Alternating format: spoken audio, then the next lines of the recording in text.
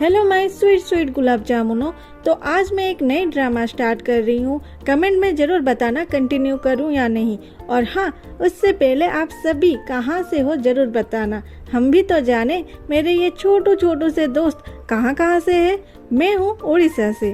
तो कहानी के स्टार्टिंग में एक प्यारा सा शहर दिखाया जाता है और उसके बाद दिखाता है कि एक दुल्हन अपने पापा के साथ स्टेज पे आ रही है और उसके पापा उसे बोलते हैं आज कुछ गड़बड़ मत करना, अच्छे से पेश आना, कल से तुझे जो मन है वो कर, पर आज कुछ नहीं। वो लड़की बोलती है क्या आपको डर नहीं लग रहा है कि मैं यहाँ से भाग सकती हूँ? पापा बोलते हैं तू बचपन से बहुत नाक कटा चुकी है, लेकिन आज कुछ नहीं करना। और उसके बाद दूल्हे के हाथ में अपने बेटी की हाथ दे के बोलते हैं मेरे बेटी को अच्छे से रखना। उसके बाद दोनों को पूछा जाता है मिस्टर गू क्या आप जिया को अपने पत्नी के रूप में स्वीकार करेंगे? मिस्टर गू हाँ बोलते हैं। उसके बाद जिया को पूछते हैं, जिया भी हाँ बोलती है। सब कुछ सही से हो गया है ये देख के पापा बहुत खुश होते हैं। उसके बाद उन दोनों को कहा जाता है कि अभी दूल्हा दुल्हन को किस करेगा। मिस्टर गू जब घूंघट उठाते हैं जिया उन्हें देखते ही चौंक जाती है और सोचती है क्या ये मिस्टर गू है? हे भगवान, मैं अपने ही बड़े बहन के पति के साथ सेक्स कर ली। उसके बाद सब कुछ उल्टा चलता है। एक दिन पीछे घड़ी की सुई भी चली जाती है। तो कल रात जिया एक बार में शराब पी रही थी और एक लड़का उसे पूछ रहा था इतनी शराब पी रही हो क्या बॉयफ्रेंड छोड़ दिया क्या? जिया उसे बताती है जब वो सुबह अपने बीएफ ली के घर गई थी तब ली बिस्तर पे बिना कपड़ों के बैठा था। जब मैं बिस्तर से बेडशीट उठाई तो वहाँ एक लड़की की पैर था। जब दूसरे ओर गई तो वहाँ मेरी बेस्ट फ्रेंड सू थी और वो मुझे बोली जिया ली और मैं एक दूसरे को प्यार करते हैं। ये सुन के वो लड़का बोलता है तुम्हारे साथ तो बहुत बुरा हुआ। जिया उसे बोलती है मैं बाथरूम जा रही हूँ। वो लड़का जिया के कंधे पे हाथ रख के बोलता है मैं भी तुम्हारे साथ चलता हूँ। जिया बोलती है मैं बस आती हूँ थोड़े देर में और वहाँ से निकल जाती है। वो लड़का बोलता है अच्छा तो मैं यहाँ पे तुम्हारी वेट कर रही हूँ मेरी जान। जिया बाहर जाते टाइम उसे चक्कर आने लगता है, उसे सब धुंधला दिखाई देता है, फिर भी वो रुकता नहीं, चलता ही रहता है। तभी उसे इसी हालत में देख के एक लड़का उसे अपने रूम के अंदर ले आता है और पूछता है तू इतनी ज्यादा शराब क्यों पी है? जिया उसे देख के बोलती है वाह कितनी हॉट है ये और उसे किस करने लग जाती है। लड़के के रोकने पर भी वो नहीं रुकती। उसके बाद वो लड़का भी उसे किस करने लग जाता है। वो थे मिस्टर गू। सुबह सुबह जब गू नहा रहा था जिया की आंख खुलती है किसी को नहाता हुआ देख के और कल की बात याद करके वो हड़बड़ा जाती है और बिस्तर से उठ के अपने जूता और ड्रेस पहन के वहाँ से भागने की तैयारी करती है। तभी वहाँ गू आ जाता है। जिया फिर भी भाग रही थी। गू उसे पकड़ के बोलता है क्या हुआ, ऐसा बिहेव क्यों कर रही है जैसे तुम्हें कुछ भी याद नहीं। ये सुनते ही जिया गू के प्राइवेट पार्ट को एक लात मारती है और वहाँ से भाग जाती है। रास्ते में जिया की फोन रिंग होती है। जिया फोन रिसीव करके बोलती है हाँ माँ। दूसरे ओर से माँ रोते हुए बोलती है जुई जल्दी घर चली आ, जिया कहीं चली गई है। जुई चिल्लाती है क्या और जल्दी से घर के ओर चलती है। दूसरे सीन में दिखाती है पति पत्नी उदास बैठे थे और बीच में दुल्हन पहनने वाली ड्रेस पड़ी थी। जिया आते ही पूछती है माँ पापा क्या हुआ? माँ बोलती है तुम्हारी बड़ी बहन मतलबी निकली, देख वो क्या करके गई है। और जिया के हाथ में एक लेटर देते हैं। लेटर में लिखा था माँ पापा मुझे माफ करना, मुझे ये शादी मंजूर नहीं। जिया बोलती है क्या?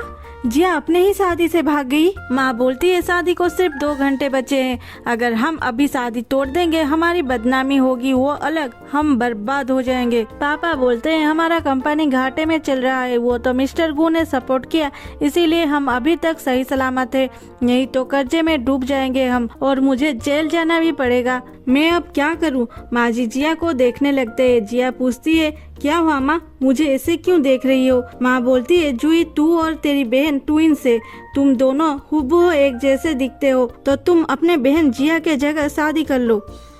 तो अब तक हम जिसे जिया समझते थे वो एक्चुअली में जुई थी, जिसे जिया के जगह गू से शादी करनी पड़ी और गू भी जुई को कल रात जिया समझा था। ये सुन के जुई चिल्लाती है क्या तुम लोग पागल हो गए हो, मैं नहीं करूंगी। और मन ही मन सोचती है क्या मैं इसीलिए विदेश से घर आई थी, कल से सब कुछ उल्टा पुल्टा हो रहा है मेरे साथ, इससे तो अच्छा मैं विदेश में ही रहती। पापा बोलते हैं आज तक मैं तुम्हें कुछ भी नहीं बोला, तुम जैसे जीना चाहे मैंने वैसे जीने दिया, लेकिन इस वक्त तुम्हें तुम्हारी फैमिली के लिए शादी करनी ही होगी।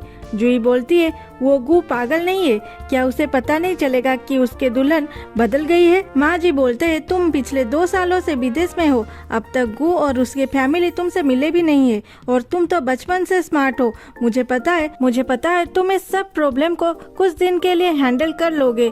जुई चिल्लाती है मैं नहीं करूँगी। ये सब सुन के पापा खड़े होके बोलते हैं तो ठीक है, तू यहाँ बैठ के नजारा देख कैसे तेरे पापा जेल जाते हैं। अगर जिया की शादी आज नहीं होगी तो कल तू मुझे हॉस्पिटल में देखेगी। अब तुम्हारी मर्जी, जो मन है वो करो। जुई ये सब सुन के इमेजिन करने लगती है उसकी पापा हॉस्पिटल के बेड पे लेटे हैं और माँ रो रो के अपनी बुरा हाल बना चुकी है और कुछ लोग जुई को अपने घर से निकाल देते हैं ये बोल के तेरे पापा अभी हॉस्पिटल में हैं, हम उनसे पैसे नहीं ले सकते, लेकिन पैसे के बदले ये घर अब हमारा है। और बाहर आते ही बहुत सारे लोग उसे उनके पैसे लौटाने के लिए बोलते हैं। ये सब सोच के वो चिल्लाने लगती है नहीं। दूसरे सीन में जुई की दोस्त उसे शादी के लिए तैयार कर रही थी। जुई बोलती है ये लोग सोच रहे हैं मैं उनके नाक कटवा दूंगी, अगर ये शादी के बाद कुछ प्रॉब्लम हुआ तो ये लोग तो मुझे कहीं का नहीं छोड़ेंगे।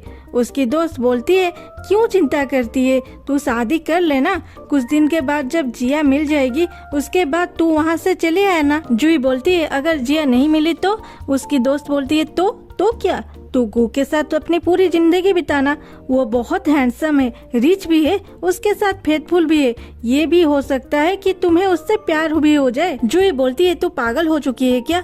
उसकी दोस्त बोलती है मैंने पहले से ही उसका पूरा कुंडली निकाल चुकी हूँ, वो बहुत ही अच्छा है, ऐसा पति किस्मत वाले को ही मिल सकता है, तू इतना सोच मत, सीधा शादी कर ले। जुई बोलती है ओह तुमने मेरे लिए बहुत परेशानी उठाई है इसलिए बहुत बहुत थैंक्स। बकवास करती है, फिर सोचती है लेकिन ये जो बोल रही है सच तो है। नहीं, वो मेरी बड़ी बहन की पति होने वाला था, ये मैं क्या सोच रही हूँ, ये लड़की मुझे पूरा पागल कर देगी। उसके बाद सीधा सीन चेंज होती है किस वाली टाइम पे, जहाँ जुई अपने आप को कोस रही होती है कि हे भगवान मैंने ये क्या कर ली। फिर शादी खत्म होती है, सुबह से दोपहर, दोपहर से शाम, शाम से रात हो जाती है और इधर जुई पागलों की तरह इधर से उधर चलते हुए बोलती है मैं क्या करूँ, पहले तो मैंने अपने ही बहन के पति के साथ और उसके बाद उसी से शादी कर ली, ये सब क्या चल रहा है मेरे साथ। तभी गू वहाँ आ जाता है और पूछता है कुछ हुआ है क्या?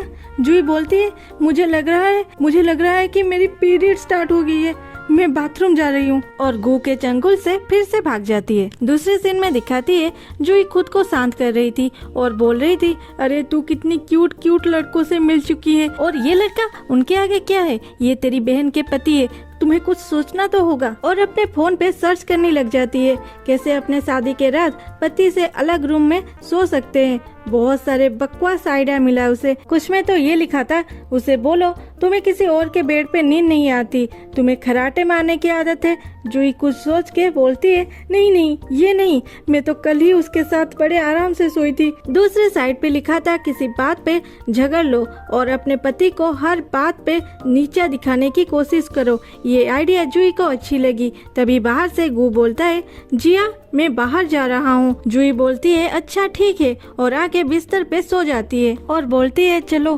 कुछ टाइम के लिए भला तो छुट्टी। कुछ देर बाद गू आता है। गू को आते हुए देख जुई अपने फोन को छुपा के पेट पकड़ के रोती है, मुझे ये मार डालेगी। सुन के गू जब उसके पास आता है वो बिस्तर से उठ के दूर खड़ी हो जाती है और बोलती है पीरियड्स के टाइम ये सब करना ठीक नहीं होगा। गू उसके पास आके उसके सर को थपकी लगा के बोलता है ये पागल लड़की, तुझे सेक्स के अलावा और कुछ सोचती नहीं है क्या? आज के लिए इतना ही। जाने से पहले बताना जरूर इसे कंटिन्यू करूं या नहीं। गू को जिया और जुई के सच्चाई पता चलेगा या उससे पहले जिया चली आएगी, देखते हैं अगले एपिसोड में। तब तक के लिए टाटा बाय बाय।